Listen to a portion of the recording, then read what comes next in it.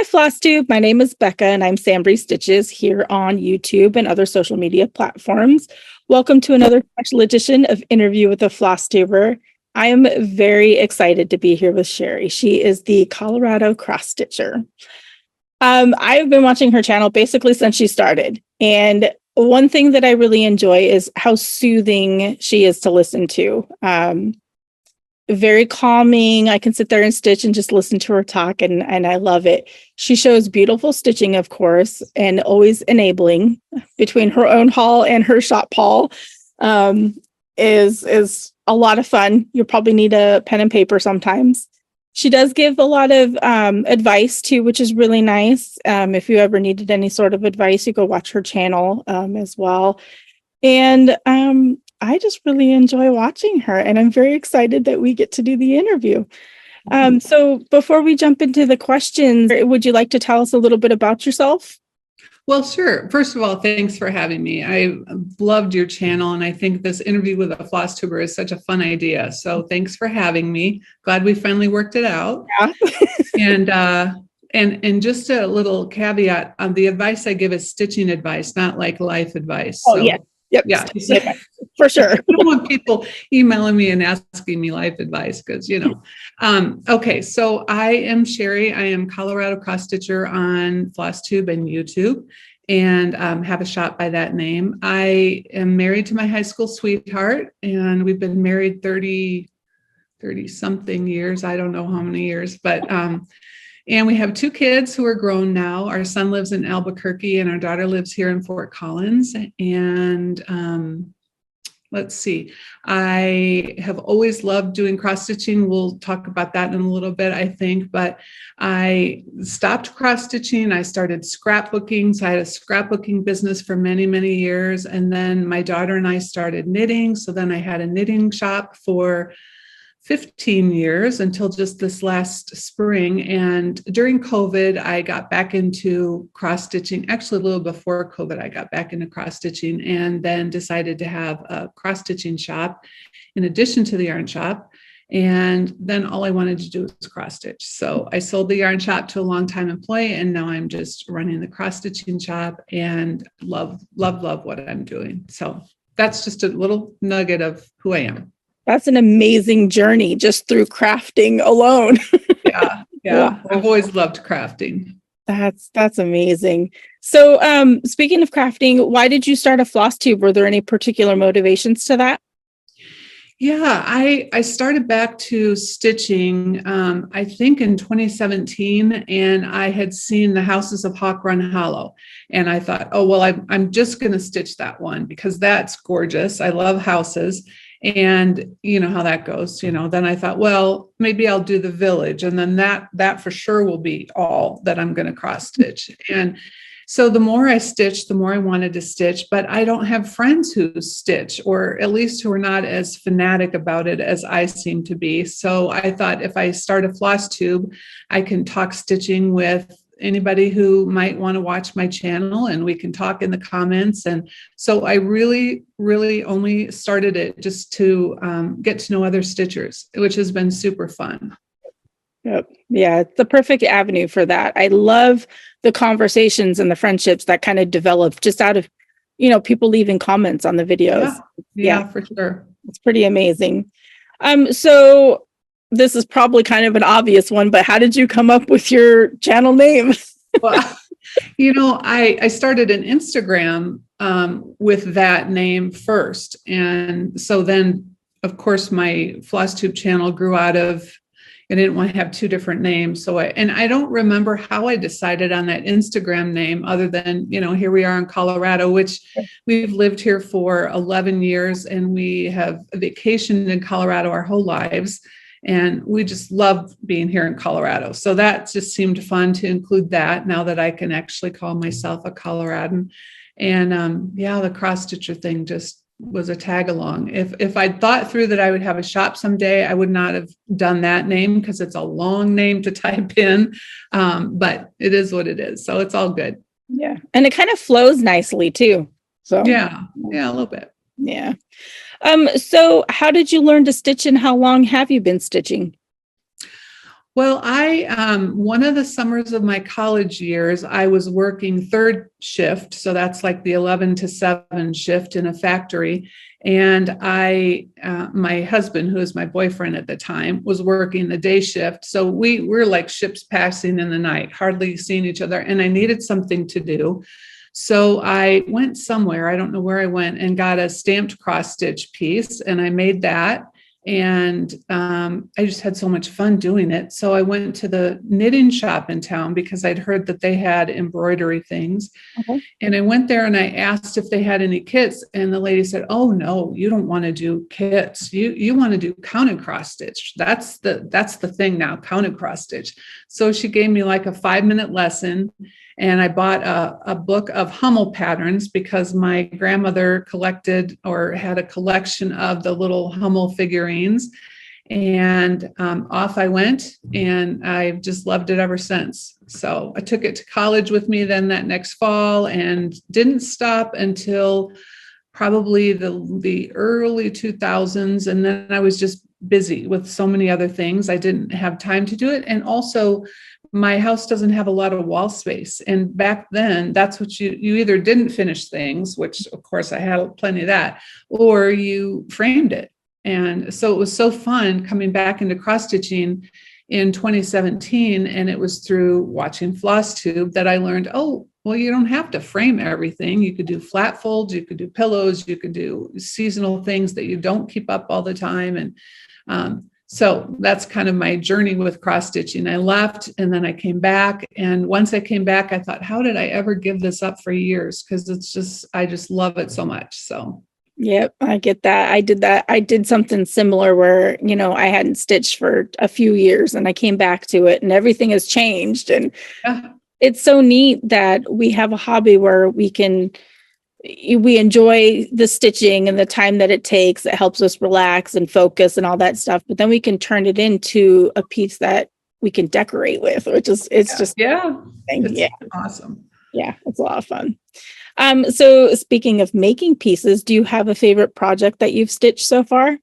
I was thinking about that question, and it's probably usually the most recent thing I've finished, because I'm always so excited to have a finish, first of all, especially the bigger pieces I do. I mean, the pieces that are smaller and don't take quite as long, I still love those when I'm finished and it feels good to have it. But the big pieces just feel like such an accomplishment. So I just finished one. Do you want to see it? Oh, yeah.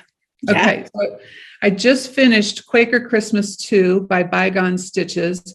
And I've been working on this for probably a year and a half. I have it here because I'm going to tape my own Flosstube later this afternoon and show it. But I guess this summer sometime I stitched in the date 2022 and I put it on Instagram and I said, well, I'm committing myself to a 2022 finish.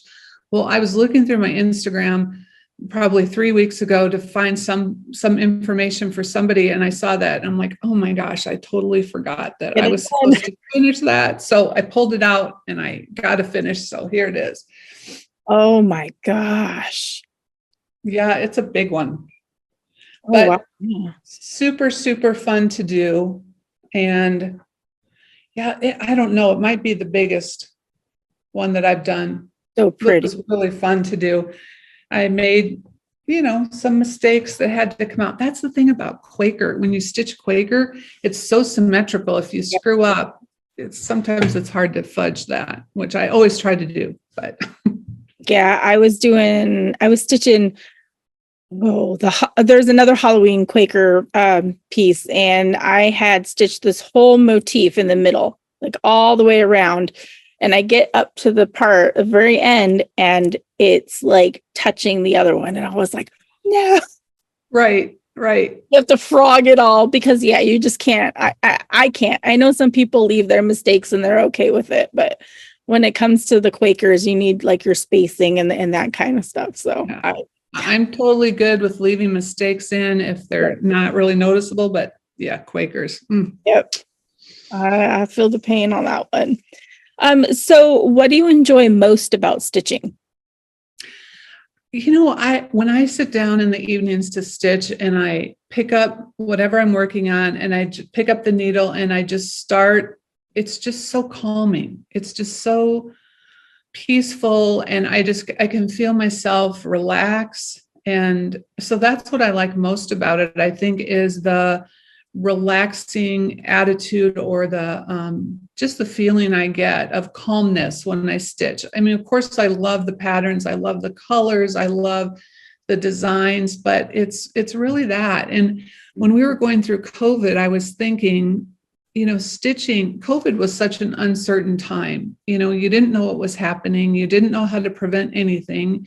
Whatever, one day the shops are open and the next day they're not, and you do wear them. And it was just so much upheaval. And I felt like with cross stitching, I knew exactly where I was going to put those stitches. They were going to stay where I put them. They were going to form a really pretty pattern. And so I think during COVID is when it just really hooked me even more, how much I love doing this stitching and how much it brings into my life. Yep. I think a lot of fellow stitchers feel that way. Just the calming with, and even besides COVID, just all the uncertainty that's happened over the past few years. It helps focus, it helps calm, it helps keep your mind off stuff for just at least a little while. Yeah, for sure. Sure. That's why in one of my interviews, we were talking about how I take my stitching everywhere, and I'll always get comments like, I don't have the patience for that, or, something similar to that. And I guess it's hard to convey to somebody who already has their mindset that, they don't think they could do it, but trying to explain to somebody how calming and soothing and everything it is. I think that's one of the things that I enjoy most about bringing my stitching everywhere, is just trying to tell people it's not boring. It's not, that kind of thing, but it's not for everybody. But yeah. Right. Yeah. That is kind of an ironic statement that they make, isn't it? They totally don't get that. Yeah. What crafting, and whether it's cross stitching or knitting or crocheting or whatever you do, just working with your hands engages your mind in a different way that is stress relieving. So yeah, everybody needs some sort of craft to help them through everything. Yeah, totally agree. So we're going to get out of stitchy talk a little bit and learn a little bit more about you. The next question is, what's your favorite genre of book or movie? Let's see. Books. Well, books, I like mysteries, and I like some science fiction, and movies, I like comedies, things that don't take a lot of brain power, because I'm usually stitching and I don't want to have to think too hard about what that plot line is and where that's going.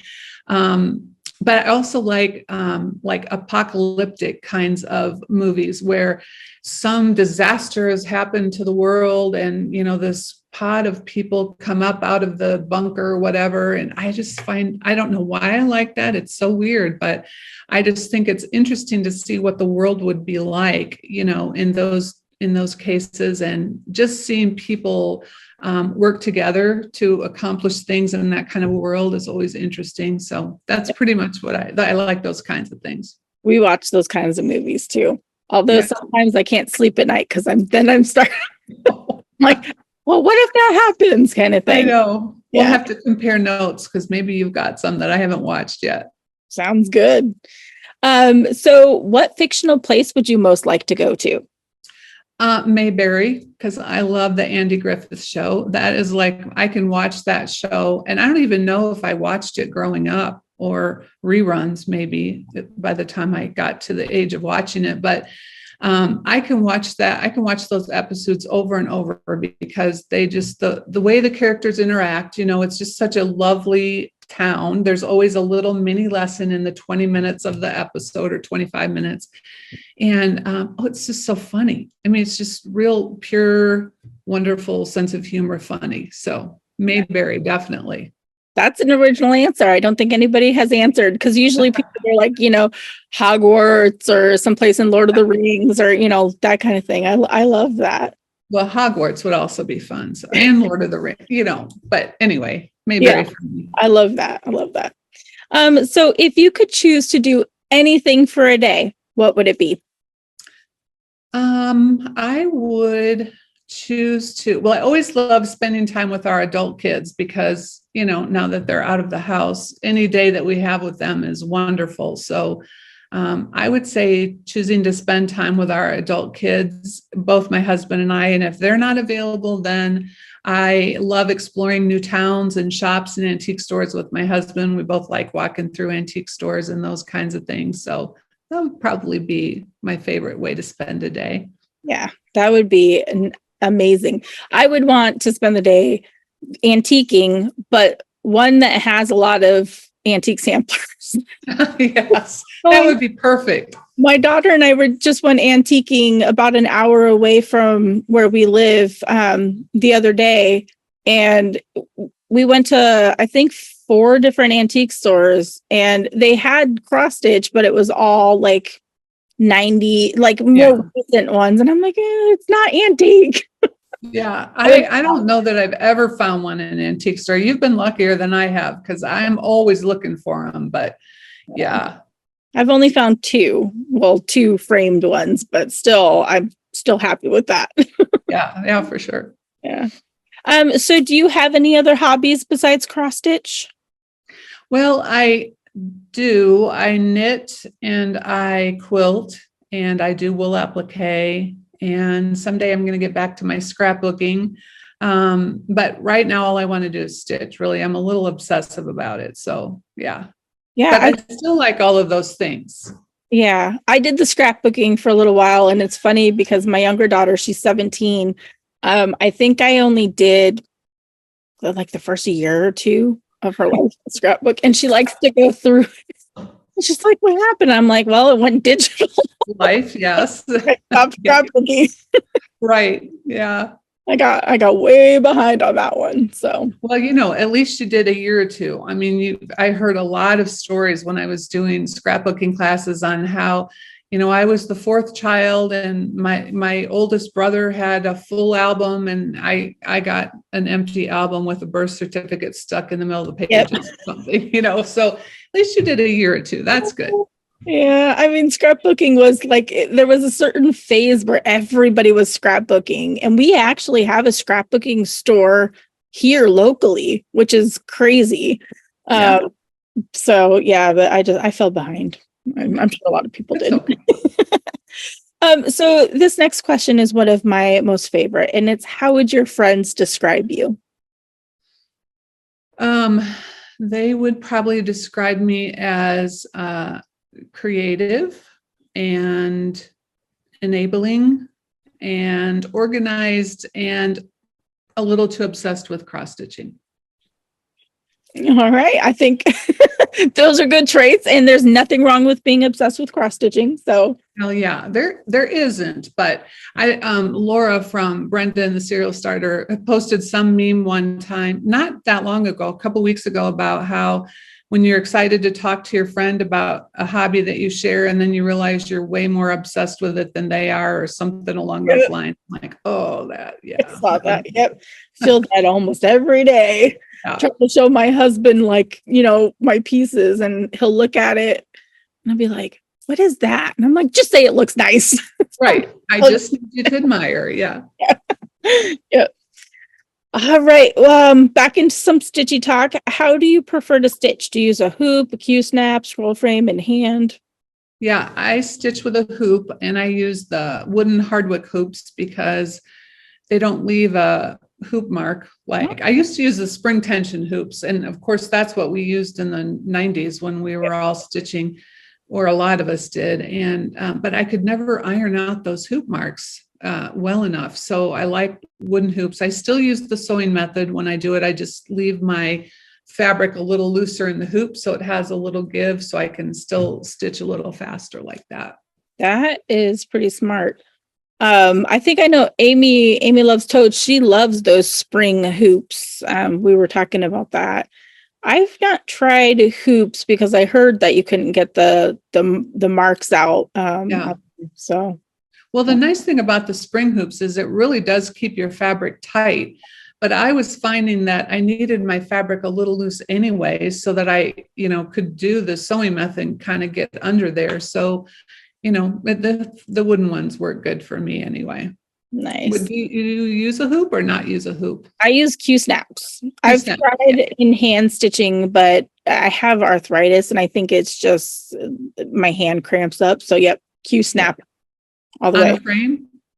Yeah, I have a Case Creation like lap stand is what I use, and it just kind of sits in my hat. And then I can 2-hand stitch, but yeah, I tried that. I'm not very good at that. I don't know, but it's sure fast.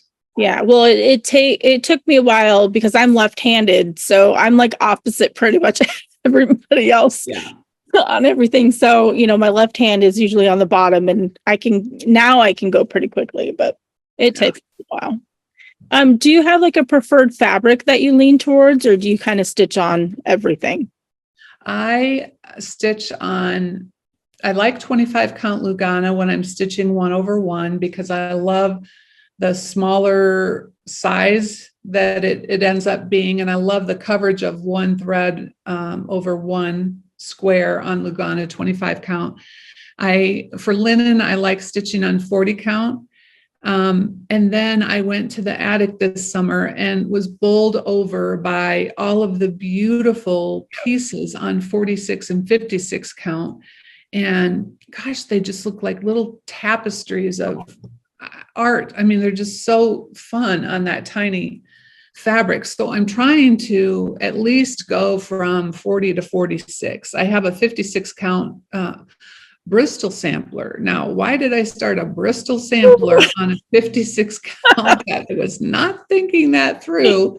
So I'm committed to that one, but I'm at least trying to bump up to 46 count maybe, just because I just love the smaller, how they turn out. And again, wall space, I want to have a sampler wall someday, and I want to maximize my space. So yeah. Wow. I know everybody that goes and visits that shop always, comes back with 46 or 56 or some sort of fabric. So, yeah. And I talked to Jean and I said, you're always talking people into these higher counts. And she said, no, it's really the shop samples that do it. I don't talk people into it. And you know what? After walking around her shop, I thought she's right. It sells itself. And, you want to go home and start doing that. Now I have old eyes. So I have to do a magnifier and my reading glasses, but it's amazing how much you can do with the right magnifying lamp and, just get yourself the right tools.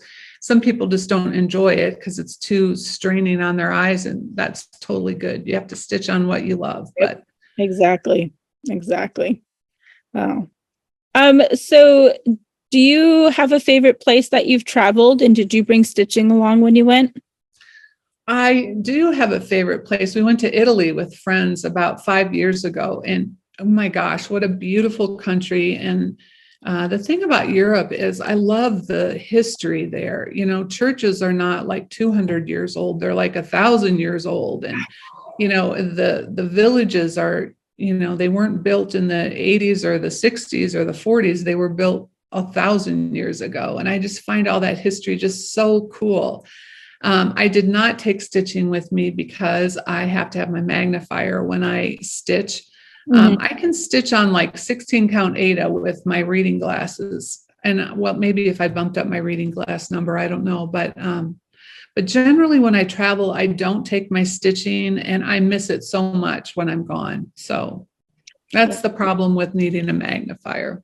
Yeah, that's what I was going to say, is because I'm an Aida stitcher. So I stitch usually 18 count, and I take that with me everywhere. But since I started reproducing the antique samplers, I've started stitching on linen.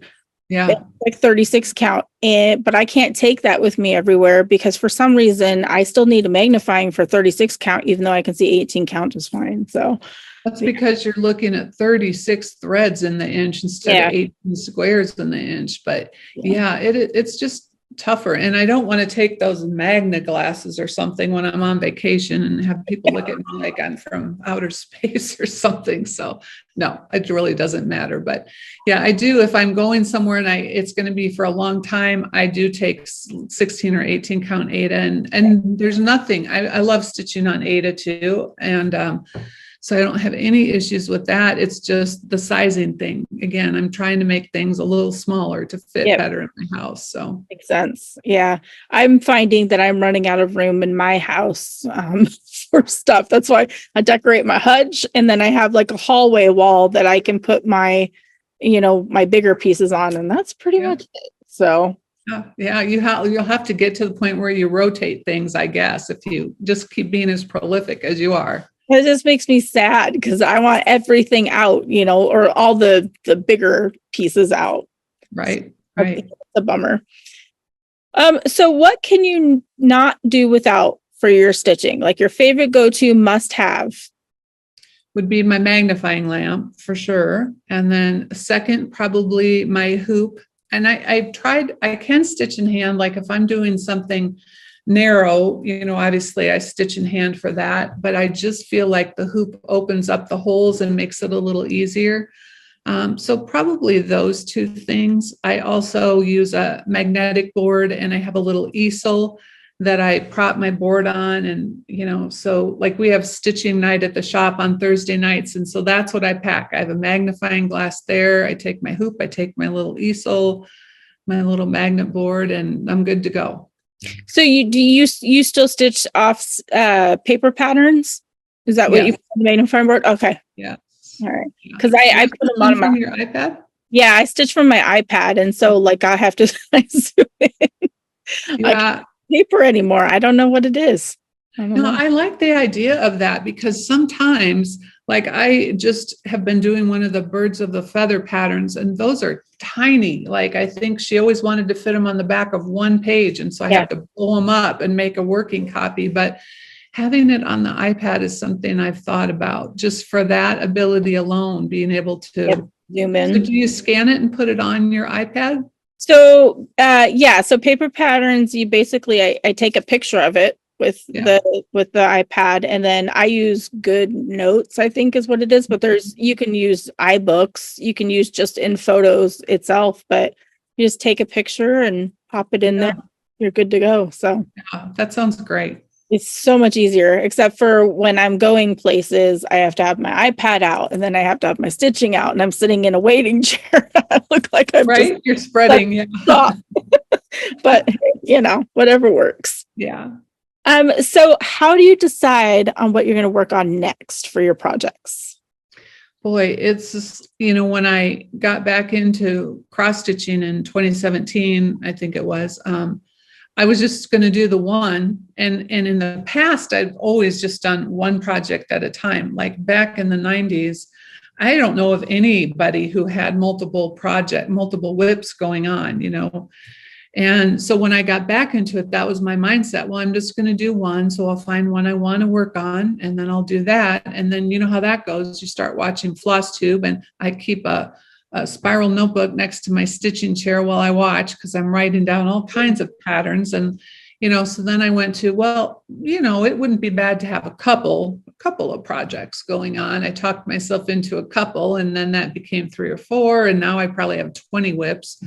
And so I go with it. Like if I see something, a new pattern that comes into the shop, or a new fabric that I want to try, or new threads or whatever, I just go ahead and start it. I'm not limiting myself to, so many things anymore, because it's just too fun. It's just, I'll see something on Flosstube, or like I said, something will come into the shop, and I just go with it. I think that's a good way to look at it. I know a lot of people get overwhelmed if they have, 20 to 30 or even more whips, but I think I'm starting to get into that mindset of, even though I want to finish what I have, there's so many just sitting there waiting to be started that I may never get to if I don't start them, Right. And I don't like the starting too much. Like I like being able to pick something up and just carry on with it. So the starting is not fun for me. So I figure if I can start it when I'm excited about it, then I can put it down and come back to it easier, sometime in the future. So I try and work on things like I'll work on one project for a week. And in my mind, I have a certain point that I want to get to in that project. And then I'll put that away, and I'll pick something else up. And Sometimes it's a quick little small that I can finish in a week, or a couple smalls in a week, whatever. But I feel like it gives me options. Sometimes I want to have to concentrate a lot, or I'm in that kind of a space. And sometimes I don't want to have to concentrate a lot. So I pick an easier one. So I just think it gives us options. It's all good. Yeah. I don't really enjoy the kitting up part. I think that's the part that I don't really enjoy, is pulling the floss and then picking out whatever fabric, because I just use, whatever. Right. I don't enjoy that part as much as the stitching part. So and maybe that's why I don't start as much. Yeah. Stitching is the best part of it. For sure. That's for sure. So before we get to the last question, I was just curious if there was something that not many people know about you that you'd like to share.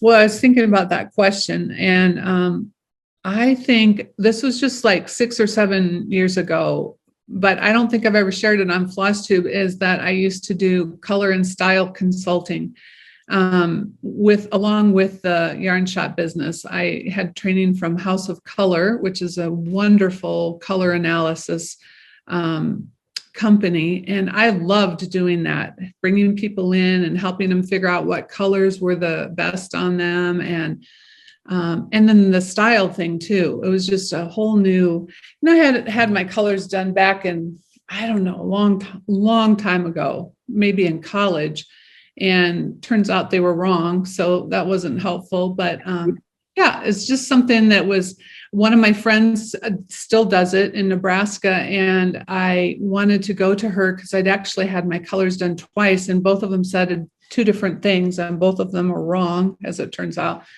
And I knew how much she loved this particular system of color analysis. So I went and visited her, and it was just so much fun to figure out, what colors are good for you and what style is good for you. And then I just loved doing that for people. I had people coming in the shop and they would spend $200 on yarn, and then they'd make the sweater and then they'd put it on and they're like, oh, it doesn't look good on me. It's like, well, you could invest that money in getting your colors done, so you always pick great colors for yourself, and then you spend the time knitting a sweater and it's going to look fantastic on you. So anyway, I don't think I've ever talked about that on my Flosstube, but it was something that I loved doing. I just didn't have the time to grow the business like I needed to at that point. And so I got out of it, but I keep thinking maybe someday I can do that again, because it's just a very heartwarming kind of thing to do with people. So. Well, first, I didn't know that was a thing. Yeah. That there were people who did that, but the second thing is, I think that it's a good partnership with your yarn shop, and being able to do that for people who are making clothes. That's pretty cool. Yeah, it is really cool. So. Wow. So I just learned something. I didn't know that there were people out there that helped other people figure out the colors that they should wear. That's so neat. Look up House of Color, and it's from the UK, so it's color with the OUR ending. Okay. There are people who do it around the country. So yeah, if you can get yourself in, I mean, it'll save you. Here's my commercial. I don't even do it anymore, but it'll save you so much money because you won't buy the wrong things. I still remember one time I bought a bright yellow something because we'd had the dreariest winter and all of these yellows were coming out. And I'm like, that's what I need is yellow. And of course I looked like, death warmed over in yellow. Yeah. So it will save you money in the long run if you ever want to have your colors done. Yeah. That's so cool. That's so neat to know. So we are down to the last question. It seemed like it went so fast. Gosh, it did. Yeah. So this is pretty much my favorite question, and I asked this for a reason. It's, what's the best thing that has happened to you within the past couple of years? Yeah. The best thing for me, honestly, has been starting a Flosstube, and which led to having a cross-stitching shop, which led to designing. Actually, I started designing before the cross-stitching shop. So it's just been so refreshing. I absolutely love what I'm doing right now, and it's just been wonderful. And that's, all came about post-COVID, basically, and we're kind of in the middle of COVID. And so that's the best thing. Now, I have to make a note that I do not have grandchildren. And if I had had a grandchild born, that would be the best thing, but no grandchildren yet. So right now, the best thing is Flosstube and the shop and the designing and just all of the things that have come out of that, the friendships I've made, the retreats I've been able to go on, all of that has just been such a blessing in my life. Yeah, that's great. That's the community. I think it comes up in every interview that I've done that our community, I think, is the absolute best. They're so supportive. They're just, if, somebody's down and we rally around them, like, it's an amazing community. It is amazing. People are encouraging and they're positive and they're just, I can't say enough about this community. I totally agree. Yeah. Anybody watching who is considering starting a Flosstube channel, give it a shot, because even if you don't, get a ton of subscribers, those people that subscribe to you want to, watch you, see what your life is like, see what you're stitching, and you will not regret it one bit. I started a Flosstube because I was not in a good place mentally. I was having issues with people who I thought were friends and that kind of stuff. And I started a Flosstube and it has changed my entire life. It really has. I went to my first in-person retreat recently with Acorns and Threads, and just getting to meet some people that watch my videos, it was amazing just to meet people in person. So definitely start with. It's such a connection. Acorns and Threads is another place I want to get to for sure. Yeah, you that's my not so local LNS, but definitely traveling too. Yeah. Yep. Yeah, for sure. Well, thank you so much for taking time out of your day. I know, we've tried to schedule a couple of times, so I'm so happy that we were able to make this happen. Me too. Yeah. So thank you so much. And we'll say bye to everybody on Flosstube. Bye.